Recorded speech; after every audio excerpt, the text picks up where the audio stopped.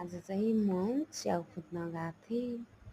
बारीमा च्याउ पलाएको छ भनेर पानी परेको बेलामा च्याउ फुट्न गएको त कस्तो राम्रो च्याउ देखेँ। दुईटा कति धेरै कमिलाहरू पनि निस्किरहेको थियो च्याउ खानलाई। किरा लाग्न थालेको रहेछ च्याउमा।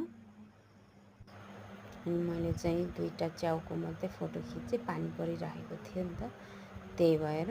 अनि थोरै पाएँ च्याउ, आफ्नै बारीमा फलेको यो चाहिँ एक प्लास्टिक चाहिँ पाएँ च्याउ।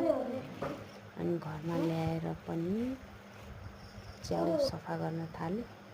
सफा गरेर नि रेडी गरेँ, सफा भयो। सफा भएपछि मैले अब पकाउनको लागि तयारी गरेँ लोकल स्टाइलमा मैले चाहिँ। अनि च्याउ बनाएँ आफ्नै घरमै भएको मसलाहरू मात्रै युज गरेर, साधारण तरिकाले लोकल च्याउ अर्ग्यानिक च्याउ पकाएँ। हरियो खुर्सानी राखेर च्याउ पकाएँ। रातो खुर्सानी नहाले भएर अलिक कलर चाहिँ आएको छैन, तर मिठो भएको थियो च्याउ चाहिँ।